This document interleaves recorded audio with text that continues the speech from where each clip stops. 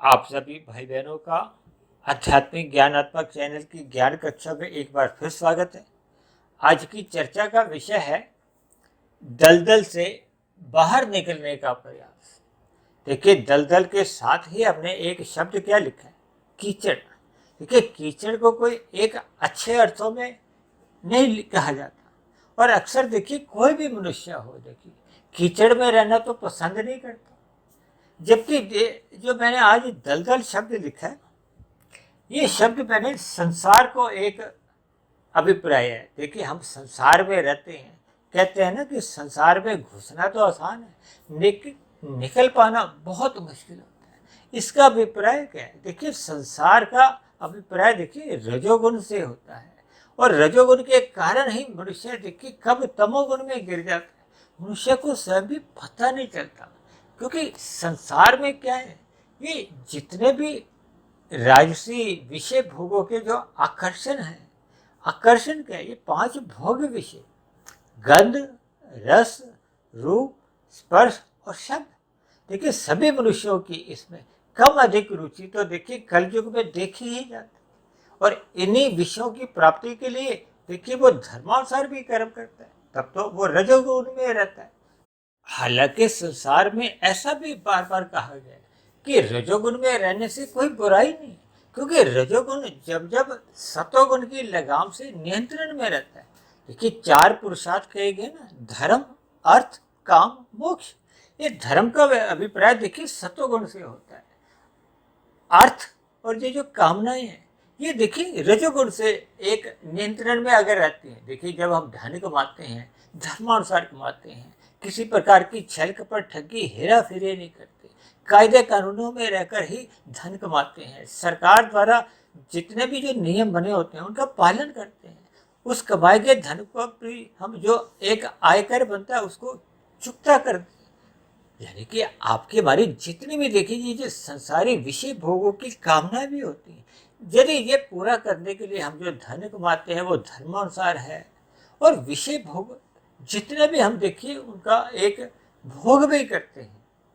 हालांकि संसार में देखिए शास्त्रों में तो भोगों की निंदा की गई है, इनसे एक उचित वैराग्य रखने की एक सलाह दी गई है। शास्त्रों में तो एक योग में रहने की एक सलाह दी गई है। गीता में भगवान श्री कृष्ण ने 3 योग बताए ना, कर्म योग, ज्ञान योग और भक्ति योग। लेकिन फिर भी देखिए, जब जब मनुष्य का रजोगुण सतोगुण की लगाम से नियंत्रण में रहता है, तब वो ऐसी स्थिति में देखिए तमोगुण में गिरने से बस बच जाता है। इसलिए तो ये कर्म कांड बनाए गए। शास्त्रों में विभिन्न प्रकार के देखिए कर्म कांडों का एक जो विधान है, ताकि मनुष्य रजोगुण में गहरे तल पर देखिए डूब नहीं जाए। क्योंकि जब जब वो सत्वगुण की लगाम द्वारा नियंत्रण में रहता है, देखिए ये कर्म कांड जब हम ज्ञान पूर्वक करते हैं, अक्सर देखिए कलयुग में तो ये कर्म कांड भी देखिए भय से किए जाते हैं, लोभ से किए जाते हैं। हालांकि शास्त्रों में तो इनकी भी एक प्रशंसा की गई है कि मनुष्य यदि कर्म कांड भय से भी करता है या लोभ से भी करता है तो कोई बुरी बात नहीं है, क्योंकि इससे उसका रजोगुण से सत्वगुण की ओर आना जाना बना रहता है, परमात्मा से हाय हेलो बनी रहती है। आज हम संसार में देखते हैं ना, देखिए विभिन्न प्रकार के जो कथा कहानियां, व्रत, त्योहार, या देखिए भारत तो पर्वों का ही देश माना जाता है। ये विभिन्न पर्व आपको हमें एक सत्वगुण में भले ही देखिए अस्थायी रूप से ले जाते हैं। अब जब जब मनुष्य देखिए वहाँ सत्वगुण में जाता है, और यदि वहाँ वो टिक जाता है, रुक जाता है, रुकने का अभिप्राय है कि उसको सत्वगुण में रहना अच्छा लगता है, उसकी रुचि जागती है, उसकी इच्छा रहती है। क्यों? क्योंकि उसको परमात्मा के ज्ञान विज्ञान समझने की एक जिज्ञासा होती है। ऐसे सात्विक मनुष्यों को देखिए संसार ये दलदल नजर आना शुरू होता है। दलदल का अभिप्राय देखिए कीचड़ से लिया जाता है। कीचड़ का अभिप्राय देखिए एक धंसने से लिया जाता है। जैसे एक गारे में आपका हमारा पाँव हो, हम उससे निकलने की जब कोशिश करते हैं, प्रयास करते हैं, क्योंकि वो मिट्टी इतनी गीली होती है कि मनुष्य एक पाँव निकालता है तो दूसरा धंस जाता है। यानी कि कीचड़ में कुछ ऐसे ही असहज स्थितियां होती हैं। इसको देखिए मैंने संसार से इसलिए जोड़ा है कि मनुष्य देखिए जितना भी प्रयास करता है कि इस संसार से मैं निकल जाऊं, वो निकल नहीं पाता। देखिए, ये एक वास्तव स्थिति है जिसको अक्सर मनुष्य देखिए जब एकांत में होता है, जब वो समस्याओं में घिर जाता है। देखिए संसार में तो अक्सर कहा जाता है ना कि यहाँ तो समस्याएं बनी ही रहती हैं।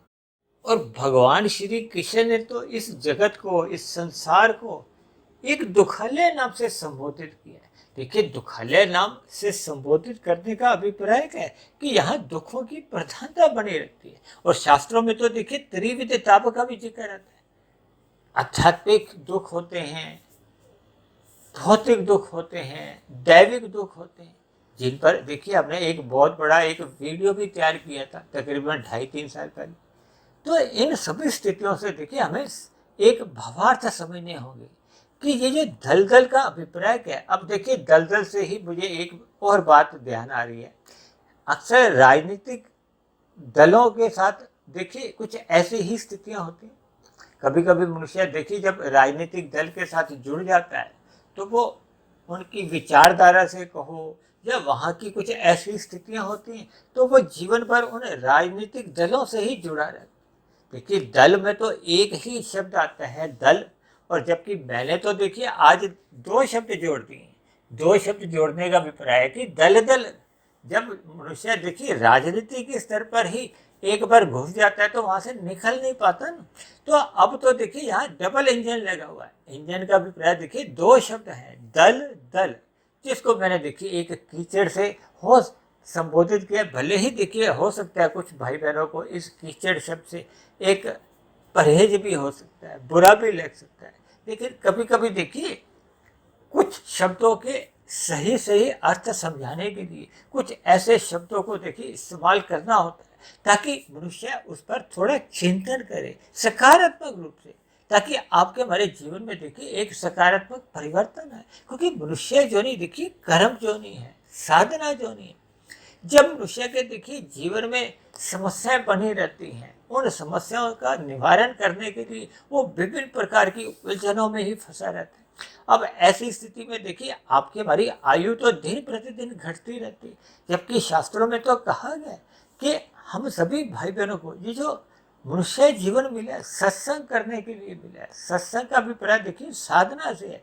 जब मनुष्य देखिए सत्संग ही नहीं करता, सतोगुण का संग ही नहीं करता, ब्रह्म मुहूर्त में सोया रहता है, तो ऐसी स्थिति में देखिए उसकी साधना आरंभ होने की एक स्थितियां नहीं बनती। क्योंकि साधना क्या है, जब मनुष्य देखिए निष्काम भाव से कर्म करता है, यानी कि ऐसी स्थितियों में जब उसको प्रारब्धवश भी भाग्यवश भी विभिन्न प्रकार के देखिए सुख सुविधा के साधन भी उपलब्ध हों, धन की भी उपलब्धता हो, विभिन्न प्रकार की जीवन में अनुकूलताएं हो, समाज में मान प्रतिष्ठा हो, इन सभी स्थितियों के बावजूद भी जब उसको संसारी विषय भोगों से एक वैराग्य ज्ञान पूर्वक जाता है, तभी उसकी देखिए फिर वो साधना आरंभ होती है। आजकल आपने देखा होगा देखिए कुछ उद्योगपतियों द्वारा अपने कमाए गए धन को देखिए वो परोपकार के कार्यों में लगाना आरंभ करते हैं। देखिए यही स्थितियां उनकी तकरीबन 20, 25, 30 वर्ष पहले धन कमाने की होती हैं। भले ही आरंभिक स्थितियों में देखिए मनुष्य ये उद्योगपति धर्मानुसार धन कमाते हैं, लेकिन कभी कभी कुछ ऐसी स्थितियां भी होती है कि मनुष्य तमोगुण का सहारा भी ले लेता है। देखिए ये मैं शब्द जो बोल रहा हूँ ये सापेक्ष दृष्टिकोण से, क्योंकि व्यवसाय में अक्सर मनुष्य कब देखिए ये अनीतिगत कार्य कर जाता है लोभवश। क्योंकि जब तक देखिए हम लाभ के लिए कार्य करते हैं तो मनुष्य की स्थिति देखिए सत्वगुण में बनी रहती है। जब जब मनुष्य के मन के भीतर एक लोभ की भावना जागती है, धन कमाने की भावना जागती है, एक धन को अधिक संख्या में देखना चाहता है, यानी कि वो संग्रह की ओर बढ़ता है। जैसे ही देखिए लाभ से लोभ की ओर आता है तो वो सत्वगुण से फिर वो रजोगुण में गिर जाता है। और जैसे ही ये लोभ गहरे तल पे हो जाता है, यानी कि हमारे आपके भीतर मन में एक संग्रह वृत्ति होती है कि हम इतना धन इकट्ठा कर लें, 1 करोड़, 10 करोड़, 100 करोड़, 1000 करोड़, फिर उसकी देखिए कोई एक गिनती नहीं रहती। फिर वो संग्रह से कब महासंग्रह की ओर मुड़ जाता है, मनुष्य को स्वयं भी पता नहीं चलता। जैसा कि मैंने आपको बताया ना कि जब लाभ से हम लोभ की ओर आते हैं तो सत्वगुण से नीचे गिरते हैं रजोगुण की ओर, और जब हम लोभ से संग्रह या महासंग्रह की ओर चले जाते हैं तो मनुष्य में देखिए रजोगुण से भी नीचे तमोगुण की स्थितियां उत्पन्न होती हैं। अब जब देखिए कोई मनुष्य तमोगुण में गिर जाता है तो फिर वो विभिन्न प्रकार की चालाकियां कहो, छल कपट, ठगी, हेरा फेरियां से उसका फिर केवल अपनी धन की संख्या बढ़ाने की ओर ही ध्यान जाता है। ये अनीतिगत कार्य कितने होते जाते हैं उनके स्वयं के द्वारा या उनके कर्मचारियों द्वारा, उनको इस बात का कोई बोध नहीं रहता। और वही मनुष्य को जैसे जैसे देखिए ज्ञान होता है, ज्ञान होने का अभिप्राय क्या है, देखिए जब मनुष्य सत्वगुण में रहता है और सत्वगुण का ज्ञान जब आपके हमारे मन मस्तिष्क में, मन बुद्धि में टिकने लगता है तो फिर वो अपना प्रभाव दिखाता है। कहते हैं ना, ज्ञान के टिकने पे, ज्ञान के होने से उसका संसार ही बदल जाता है। अब संसार क्या है कि देखिए जिस धन को उसने इतनी मेहनत द्वारा कमाया होता है फिर उसी धन को वो परोपकार के कार्यों में लगाया होता है। क्योंकि देखिए जब कहते हैं ना, जब जागो तभी सवेरा, यानी कि जब आपके मन में देखिए सत्वगुण की प्रधानता आती है तो ऐसे शुभ कार्य मनुष्य को एक सदगति की ओर ले जाते हैं, उसके जीवन में निखार ले आते हैं, उसके जीवन को एक सार्थकता की ओर ले जाते हैं। देखिए भगवान श्री कृष्ण ने बार बार गीता में ही कहा है कि देखिए कोई दुरात्मा भी हो, पापी से पापी भी हो, महापापी हो, लेकिन जब भी वो मेरे मार्ग पर यानी सत्वगुण का रास्ता अपनाता है, परमात्मा के मार्ग पर चलने का एक निश्चय कर लेता है, तब भगवान ने ऐसी दुरात्मा को भी एक धर्मात्मा के नाम से संबोधित किया। देखिए पिछला जीवन बीता हुआ भले ही देखिए राजनीतिक दृष्टिकोण से हम जैसे भी उनके अर्थ ले सकते हैं, लेकिन परमात्मा के दृष्टिकोण से कहो या आध्यात्मिक ग्रंथों के हिसाब से फिर उसको देखिए एक पुण्यात्मा कहा जाता है, धर्मात्मा कहा जाता है। इसलिए हम सभी भाई बहनों को देखिए इस संसार से कहो, इस दलदल से कहो, इन विषय भोगों की गलियों से हमें देखिए निकलने का एक प्रयास करना होगा। जब तक देखिए ये विषय भोग आपको हमें एक कीचड़ के समान कहो, एक दलदल के समान एक भाषित नहीं होते, तब तक तो मनुष्य देखिए प्रयास ही नहीं करता। ऐसे मनुष्य देखिए फिर ब्रह्म मुहूर्त में उठने का कोई निश्चय भी नहीं करते। देखिए जब तक एक साधारण मनुष्य सत्वगुण का संग नहीं करता, देखिए सत्वगुण का निरंतर संग होने से ही उसको फिर ब्रह्म मुहूर्त में उठने की एक अंतरात्मा से कहो, एक अंदर से एक प्रेरणा मिलती है कि वो ब्रह्म मुहूर्त में उठे। और जब जब मनुष्य देखिए ब्रह्म मुहूर्त में उठना आरंभ कर देता है तब उसके जीवन में देखिए सात्विक दिनचर्या बनने की संभावना बढ़ने लगती है। क्योंकि सुबह का जो ब्रह्म मुहूर्त का समय होता है वो एक विशुद्ध सत्वगुण ही होता है, उसमें एक तमोगुण की या रजोगुण की एक मलिनता नहीं होती। हालांकि देखिए रजोगुण को मलिन सापेक्ष दृष्टिकोण से नहीं कहा जाता है, तमोगुण को ही मलिन कहा जाता है। लेकिन जब जब देखिए हम रजोगुण और तमोगुण की एक सामान्य तौर पे चर्चा करते हैं तो देखिए रजोगुण और तमोगुण में कोई विशेष अंतर नहीं होता। देखिए शास्त्रों में कहा गया ना, तमोगुण से 10 गुना अच्छा रजोगुण है, रजोगुण से भी 10 गुना अच्छा सत्वगुण है। इसी सूत्र को आगे ले जाते हुए मैंने देखिए विशुद्ध सत्वगुण जो कि आत्मा और परमात्मा के लिए कहा जाता है, मैंने उसको उस सत्वगुण से भी 10 गुना अच्छा कहा। क्योंकि तमोगुण, रजोगुण और सत्वगुण ये एक माया के कहो, प्रकृति के एक गुण है। भले ही एक गुण दूसरे से 10 गुना अच्छा कहा गया, क्योंकि तमोगुण में रहते हुए मनुष्य पाप कर्म करता है और रजोगुण में रहता हुआ साधारण पुण्य कर्म करता है और सत्वगुण में रहता हुआ विशेष प्रकार के पुण्य कर्म यानी कि परोपकार के कार्य करता है। अब देखिए सर्वप्रथम तो यही अपेक्षा की जाती है कि मनुष्य पाप कर्म करना छोड़े, पुण्य कर्म करे। अब पाप कर्म छुड़वाने के लिए देखिए पुण्य कर्म एक अच्छे माने जाते हैं।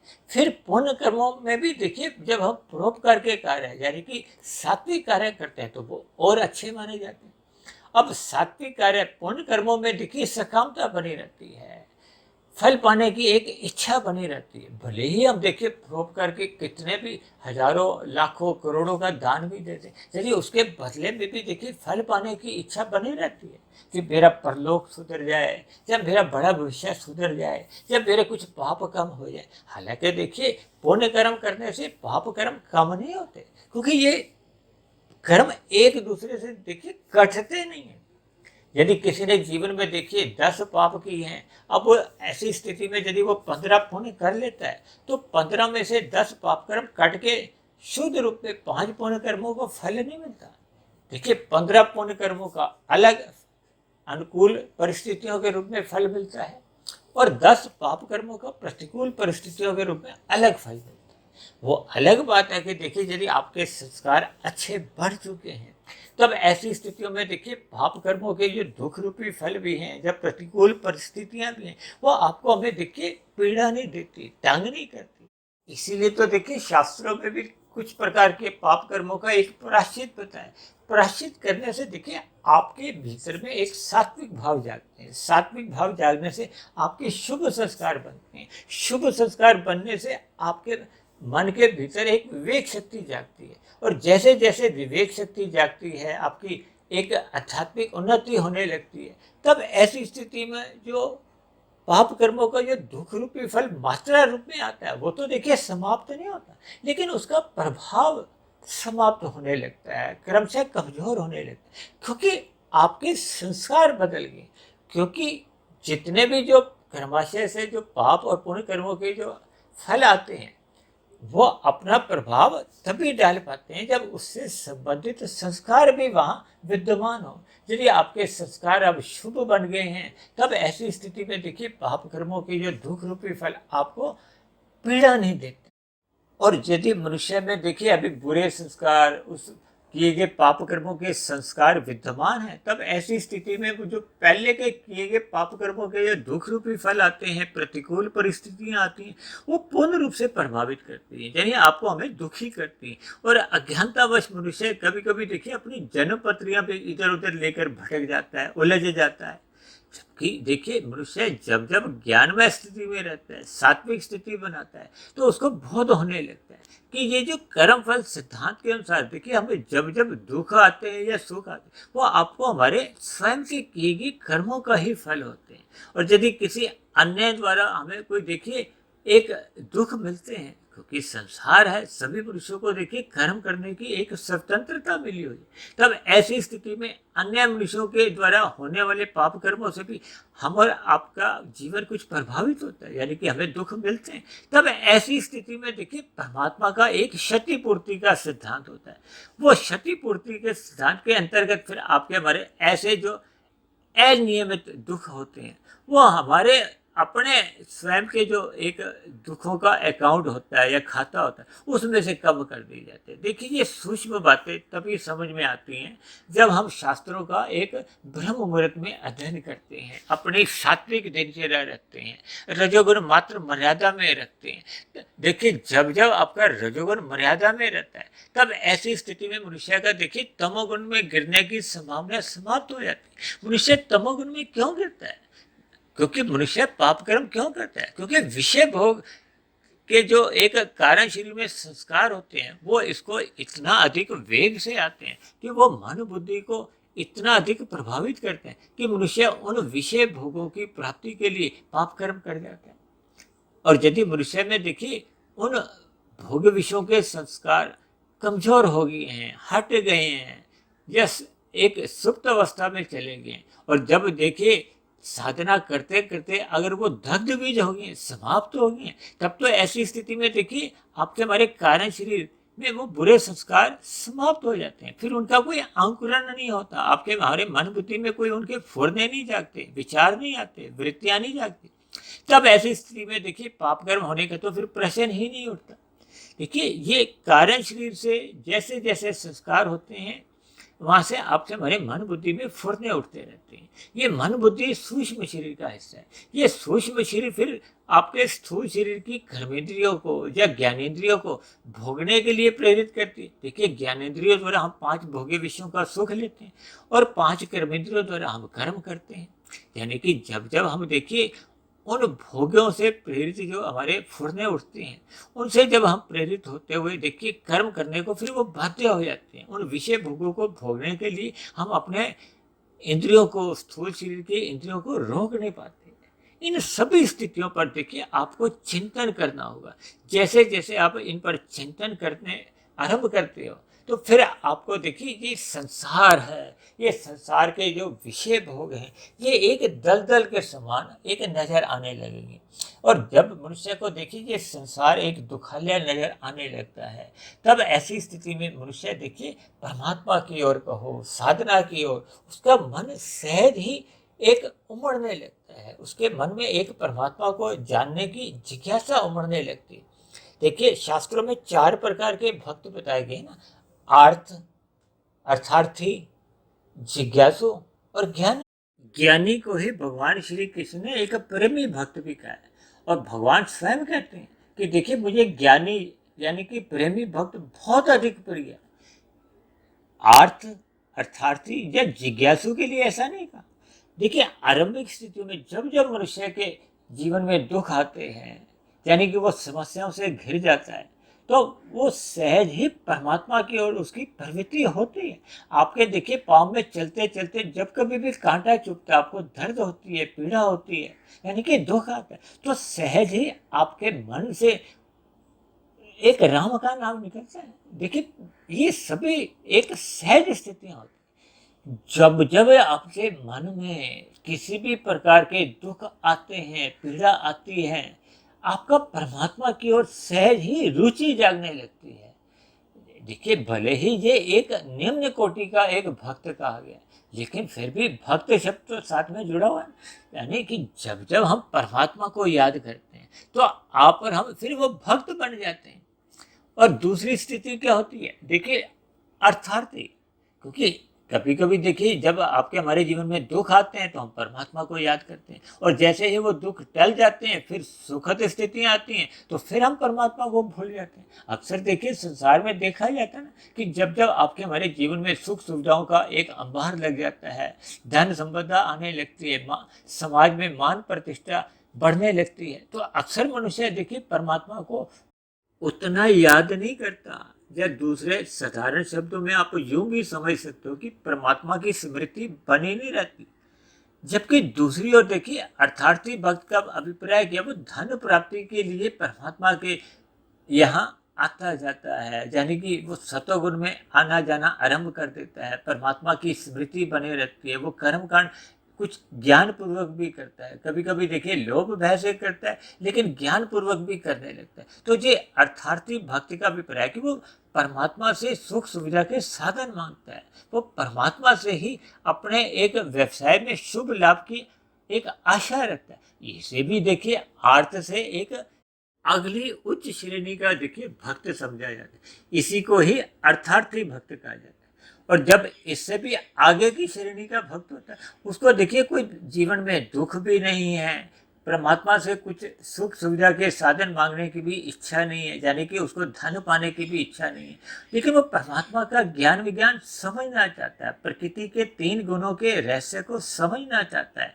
ये जो स्थूल शरीर, सूक्ष्म शरीर और कारण शरीर क्या है, यानी कि मन में उसके विभिन्न प्रकार की जिज्ञासाएं उत्पन्न होती है। आत्मा क्या है, परमात्मा क्या है, ये सृष्टि कैसे कार्यरत है। जब ऐसी मन में देखिए जिज्ञासाएं उत्पन्न होने लगती हैं, तब ऐसी स्थिति में देखिए उस भक्त को जिज्ञासु भक्त कहा गया। ऐसे भक्त को भी देखिए बहुत ही ऊंचे श्रेणी का भक्त माना जाता है।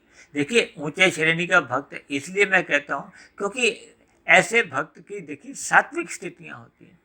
और जब मनुष्य देखिए निष्काम भाव से कर्म करने लगता है, केवल परमात्मा से उसकी एक सहज ही प्रीति बनी रहती है, उसके जीवन में दुख आए ना आए उसकी परमात्मा से प्रीति बनी रहती है, यानी कि जीवन में अनुकूल परिस्थितियां रहें या प्रतिकूल परिस्थितियां, उसको कोई फर्क नहीं पड़ता। वो परमात्मा की स्मृति में सदा ही एक अनुकूल भाव रखता है, परमात्मा से उसकी प्रीति बनी रहती है।